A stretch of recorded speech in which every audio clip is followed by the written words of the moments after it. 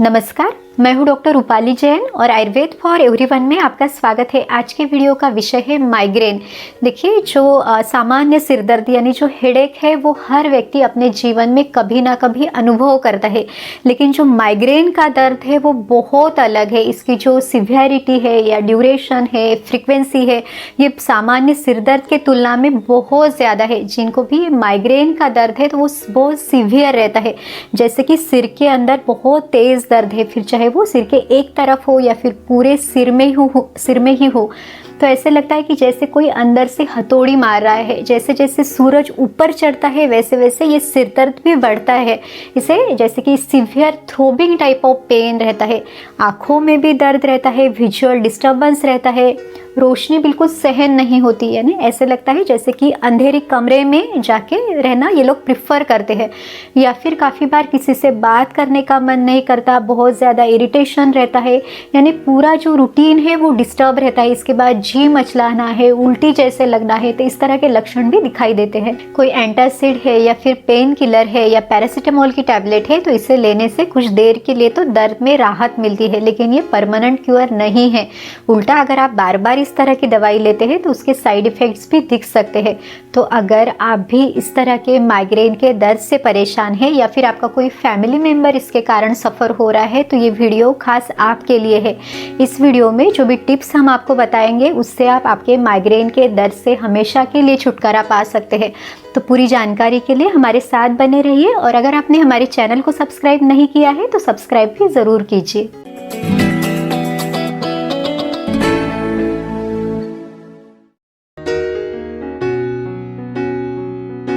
आयुर्वेद में जब भी किसी बीमारी के लिए चिकित्सा यानी ट्रीटमेंट दी जाती है तो उसमें सबसे पहले निदान परिवर्जन किया जाता है। निदान परिवर्जन यानी जो भी उस बीमारी का कारण है उसे दूर किया जाता है, और उसके बाद फिर औषधि चिकित्सा है या पंचकर्म है तो ये किया जाता है। तो अब इस माइग्रेन के दर्द में हेतु यानी निदान क्या है, तो देखिए इसमें जो पित्त और वात दोष अगर विकृत है किसी के शरीर में तो ये माइग्रेन के लिए यानी ये रिस्पॉन्सिबल है, तो हमें इसको दूर करना है। अब अगर किसी की पित्त प्रकृति है या फिर किसी के शरीर में ये पित्त दोष डोमिनेंट है या फिर कुछ ऐसे कारण जिसके वजह से शरीर में ये पित्त बढ़ता है, फिर अगर किसी का रात का सोना बहुत ज़्यादा लेट है या फिर उनका खाने का कोई समय नहीं है या फिर रात का खाना बहुत लेट है या कभी कभी वो खाना स्किप कर देते हैं या फिर खाने में पित्त को बढ़ाने वाली चीज़ें ज़्यादा है, जैसे मिर्च मसाले वाली चीज़ें हैं या फिर तली हुई चीज़ें हैं या नॉनवेज है या फिर जैसे कोल्ड ड्रिंक्स है, चाय कॉफ़ी उनके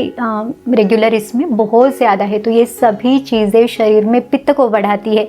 या फिर अगर उनका फिजिकल एक्सर्शन बहुत ज़्यादा है, धूप में घूमना बहुत ज़्यादा है या फिर स्ट्रेस है, एंग्जाइटी है, तो इस तरह के ये जो सभी चीज़ें हैं ये शरीर में पित्त को बढ़ाती है, और फिर ये जो बढ़ा हुआ पित्त है वो वात की गति को अवरुद्ध करता है, और फिर इस वात की गति जब अवरुद्ध होती है तो उसके कारण ये तेज़ तरह का सिर दर्द होता है, जिसे आप थ्रोबिंग टाइप ऑफ पेन कहते हैं, यानी ये बहुत ज़्यादा तेज़ दर्द रहता है।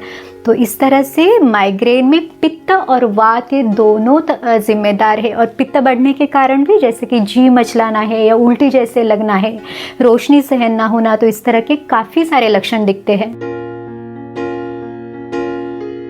खाना हमेशा घर पे बना हुआ ताज़ा और हल्का ले, बाहर का जो भी फूड है उसको अवॉइड करें, और वो भी जो जिसमें बहुत ज़्यादा मिर्च मसाले या स्पाइसेस ना हो, तो इस तरह का खाना ले। खाने में आप घी का सेवन ज़रूर करें, जो शुद्ध घी है यानी देसी गाय का जो घी है उसको आप खाने में रखें। जो घी है वो वात और पित्त इन दोनों को शरीर में बैलेंस करता है, तो इस तरह से घी का सेवन आपके लिए बहुत ज़्यादा फ़ायदा दिला सकता है।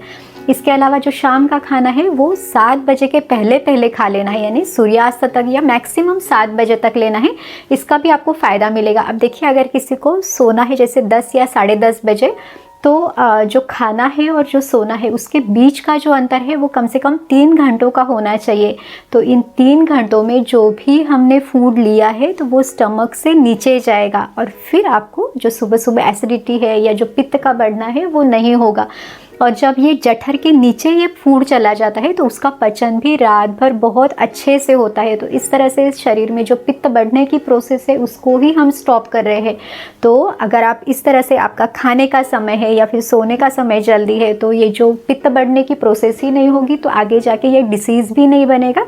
तो इस तरह से ये सिंपल सी बात को या टिप को अपना के आप आपके माइग्रेन का दर्द है उसको कम कर सकते हैं। बढ़े हुए पित्त को शरीर से बाहर निकालने के लिए विरेचन सर्वश्रेष्ठ है। अब आयुर्वेद में जो पंचकर्म बताए हैं तो उसमें विरेचन बताया हुआ है, लेकिन ये विरेचन जब दिया जाता है तो वो आयुर्वेद चिकित्सक की निगरानी में दिया जाता है। लेकिन आप घर पे मृदु विरेचन ले सकते हैं। तो इसके लिए आप जैसे मुलेठी का जो चूर्ण है उसका इस्तेमाल कर सकते हैं। तो रात को सोने के पहले 1 से 2 चम्मच मुलेठी का चूर्ण आप गर्म पानी के साथ ले सकते हैं, या फिर जो हरड़ का चूर्ण है या त्रिफला चूर्ण है वो भी 1 चम्मच आप गर्म पानी के साथ ले सकते हैं। यहाँ तक कि आप रात को जैसे अभिपत्तिकर चूर्ण है वो भी ले सकते हैं, या सिंपल सा जो गाय का घी है वो 2 चम्मच आप थोड़ा सा आधे कप अच्छे गर्म पानी के साथ ले सकते हैं। यहाँ तक कि जो नारियल का तेल है 2 से 3 चम्मच वो भी आप गर्म पानी के साथ ले सकते हैं। अब ये जो घी है या तेल है इससे आपका कोलेस्ट्रॉल नहीं बढ़ेगा क्योंकि हम इसे कच्चे इसमें ले रहे हैं। तो इस तरह से आप कच्चा घी या तेल लेते हैं तो इससे आपका कोलेस्ट्रॉल नहीं बढ़ता। यह सब दवाइयाँ लेने के बाद भी अगर आपका पेट साफ नहीं होता या फिर आपको बहुत ज़्यादा कॉन्स्टिपेशन रहता है तो आप एरंड का तेल भी ले सकते हैं। तो सुबह जैसे बहुत जल्दी यानी 4:30-5 बजे भी आप ये एरंड का तेल ले सकते हैं। लगभग 4 से 6 चम्मच एरंड का तेल अच्छे गर्म पानी के साथ आप ले सकते हैं। इसका जो डोज है वो अपने हिसाब से आप एडजस्ट कर सकते हैं। यहाँ तक कि सौंठ के काढ़े के साथ भी आप इसे ले सकते हैं। जैसे सौंठ का जो पाउडर है आधा चम्मच आप ले, उसमें आप जैसे 2 कप पानी डालें, उसको उबाल के जब आधा कप बच जाए तो उसको छान ले और गरम गरम सौंठ के काढ़े में ये एरंड तेल डाल के आप सुबह सुबह ले सकते हैं। लगभग 2-3 घंटे बाद आपको मोशन के लिए जाना होगा, 1 या 2 बार आपको जाना पड़ सकता है। तो पहली बार थोड़ा सा ऑयल कम ले, बाद में आप बढ़ा सकते हैं। इसे आप 15 दिन के बाद या फिर 1 महीने के बाद रिपीट कर सकते हैं। तो इससे शरीर में जो बढ़ा हुआ पित्त है वो शरीर से बाहर निकल जाएगा और जो माइग्रेन बनने की प्रोसेस है वो भी स्टॉप होगी। माइग्रेन की बीमारी में सबसे प्रभावशाली जो चिकित्सा है वो है नस्य चिकित्सा। देखिए नस्य चिकित्सा ये आयुर्वेद ने विश्व को दिया हुआ उपहार है। ऊर्ध्व जत्रुगत व्याधि यानी गले के ऊपर के जितने भी व्याधि है तो उनके लिए एक बेस्ट ट्रीटमेंट है। कहा गया है नासा ही शिरसोद्वारम यानी सिर से संबंधित या गले के ऊपर के जितने भी बीमारियां हैं तो इसमें ऊपर पहुंचाने के लिए नाक के द्वारा ये सभी औषधियाँ पहुंचाई जाती है। तो आप नस्य का भी फ़ायदा ले सकते हैं। अब इसके लिए सिंपल सा जो गाय का घी है वो आप प्रयोग कर सकते हैं, या फिर आप ब्राह्मी घृत का इस्तेमाल कर सकते हैं, या फिर नारियल तेल है या बादाम तेल है, इनका प्रयोग भी आप कर सकते हैं। इसे नस्य करने के पहले आप जो सिंपल सा तिल का तेल है या नारियल तेल है उसको हल्का गर्म करके उससे आप माथे पे या सिर में हल्की हल्की आप इससे मालिश कर सकते हैं और उसके बाद आपने नस्य करना है। तो नस्य के लिए भी ये जो घी है या तेल है इसको आपने हल्का गर्म करके लेना है। अब इस गर्म करते समय आपने इनडायरेक्ट हीटिंग टेक्निक का यूज़ करना है, यानी डायरेक्ट आपने आंच पे इसे गर्म नहीं करना है। तो जैसे कि आपने पानी गर्म कर लिया, एक बड़ी सी कटोरी में आपने पानी ले लिया और उसमें छोटी कटोरी आपने रखी है जिसमें आपने तेल या घी डालना है। तो उस पानी के टेम्परेचर से ये जो घी है और तेल है वो भी गर्म हो जाएगा, या फिर आप तवे पे रख के भी इसको गर्म कर सकते हैं। तो इस तरह से ये जो तेल या घी है इसको आप सिर्फ आपकी छोटी उंगली से नाक के अंदर भी लगा सकते हैं, और फिर जब आपको उसकी आदत हो जाए तो आपने नाक के अंदर 2-2 बूंद इसको डालना है। डालते समय थोड़ा सा हेडलो पोजीशन लेके फिर आपने इसे डालना है। जब इसकी आदत हो जाए तो 4 से 6 बूंद भी आप नाक में डाल सकते हैं। तो ये जो नस्य चिकित्सा है आपको ये प्रतिदिन करनी है। आयुर्वेद में इसे दिनचर्या में बताया हुआ है। नस्य करने के बाद अगर ये तेल या घी गले में आ भी गया तो भी उससे कोई नुकसान नहीं होगा। आप सिंपल इसमें थोड़ा सा गर्म पानी लेके उससे गार्गल कर सकते हैं। ये जो नस्य है ये रोज़ आपने सोने के पहले करना है। इससे आपका जो सिर्फ माइग्रेन का दर्द है वो ही कम नहीं होगा, तो इससे आपको जो बाकी के भी बहुत सारे फ़ायदे मिल सकते हैं। जैसे आपकी नींद की क्वालिटी जो है वो इम्प्रूव होगी, आपको साउंड स्लीप आएगी, या फिर जो ब्रेन की इफिकेसी है, कंसंट्रेशन है, मेमोरी पावर है वो भी भी काफ़ी अच्छे से इम्प्रूव होगा। अगर किसी को एंग्जाइटी है या स्ट्रेस है तो वो भी कम होगी। इसके अलावा किसी को अगर सर्दी खांसी की तकलीफ बार बार रहती है या फिर छींकें बहुत ज़्यादा आती है, किसी को खर्राटे लेने की आदत है तो वो भी इसके कारण कम हो सकती है। यहाँ तक कि जो आँखों की रोशनी है वो बढ़ती है। तो इस तरह से नस्य चिकित्सा से आपको अनगिनत फायदे मिल सकते हैं।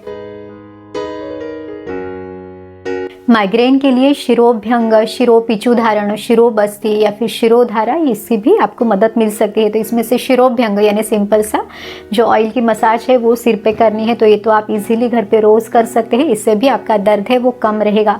लेकिन जो शिरोबस्ती है या फिर शिरोधारा है उसके लिए आप आपके नज़दीकी आयुर्वेद चिकित्सक की सलाह ले सकते हैं। इसके अलावा जो विरेचन है या फिर रक्तमोक्षण चिकित्सा है तो ये भी मदद करती है। विरेचन चिकित्सा से शरीर में जमा हुआ जो भी पित्त दोष है यानी पित्त ज़्यादा बढ़ा हुआ है तो उसको निकालने के लिए विरेचन चिकित्सा की जाती है।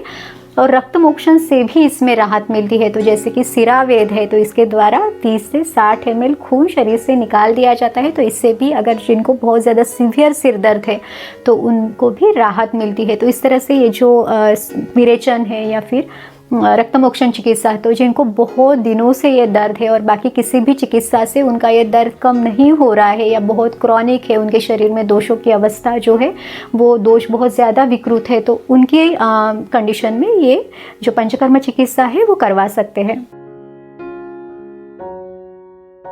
माइग्रेन की चिकित्सा में जो लेपन चिकित्सा है वो भी बहुत फ़ायदा दिलाती है। तो इसमें जैसे कि चंदन को घिस के उसका लेप आप माथे पे कर सकते हैं, या फिर जो जायफल है उसको घिस के या फिर सौंठ को घिस के उसका लेप भी आप माथे पे कर सकते हैं। तो इससे भी आपका माइग्रेन का दर्द कम होने में मदद मिलेगी। इसके अलावा जो भी सुगंधी औषधियाँ है जैसे दालचीनी है या लौंग है, कपूर है या वेखंड यानी जो वचा है, तो उसको भी सूंघने से भी ये दर्द कम होता है। यहाँ तक कि जो औषधि द्रव्यों का जो धुआं है यानी जैसे आपने कि हल्दी का धुआं है या फिर जो वचा है उसका जो धुआं है, तो उसको सूंघने से भी इस दर्द में राहत मिलती है। आयुर्वेद में माइग्रेन की चिकित्सा में जैसे ब्राह्मी, शंखपुष्पी, जटामांसी, वचाइन जैसे औषधि द्रव्यों का भी इस्तेमाल किया जाता है। ये वेदना स्थापक है यानी जो दर्द है उसको ये दवाइयाँ कम करती है। इसके अलावा मेध्य है यानी बुद्धि के लिए, ब्रेन के लिए ये बहुत अच्छी टॉनिक के जैसे काम करती है। तो इस तरह से ये दोनों फ़ायदे आपको मिलते हैं। तो जो माइग्रेन की सिवियरिटी है या फिर जो उसका ड्यूरेशन है वो सभी में राहत देने के लिए ये दवाइयाँ काम करती है। यहाँ तक कि जो ब्राह्मी घृत है इसको भी आप सुबह ले सकते हैं। ब्राह्मी घृत आपको 5 से 10 ग्राम की मात्रा में सुबह लेना है। इसको आप गर्म पानी के साथ ले सकते हैं। इसे लेने के बाद लगभग 1 आध घंटा तक कुछ ना ले। इसके अलावा जो माइग्रेन में बहुत ज़्यादा जी मचलाना या उल्टी वाला सेंसेशन रहता है तो उसके लिए आप सूर्यशेखर रस या सुवर्ण सूर्यशेखर भी ले सकते हैं। लेकिन आयुर्वेद में कोई भी चिकित्सा लेने के पहले आयुर्वेद चिकित्सक की सलाह ज़रूर ले, क्योंकि आपके लिए सबसे अच्छी दवाई कौन सी है, उसका डोज क्या है, कितने दिनों तक आपने ये लेनी है, तो वो आयुर्वेद चिकित्सक आपको बता सकते हैं।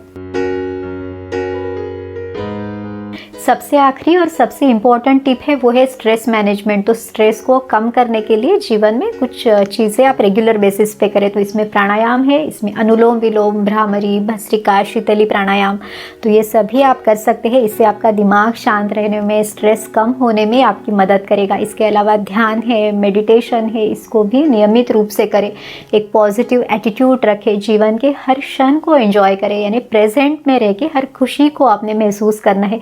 तो ये सभी चीज़ें आपको स्ट्रेस फ्री रखने में और उसके साथ ही माइग्रेन से छुटकारा देने में आपकी मदद करेगी। उम्मीद है ये वीडियो आपकी मदद ज़रूर करेगा। अगर आप और भी किसी विषय के बारे में डिटेल इन्फॉर्मेशन चाहते हैं तो हमें कमेंट बॉक्स में ज़रूर बताइए। और अगर आपको ये वीडियो अच्छा लगा तो लाइक, शेयर और सब्सक्राइब कीजिए। फिर मिलेंगे अगले वीडियो में। आयुर्वेद को अपनाइए, स्वस्थ रहिए। नमस्कार।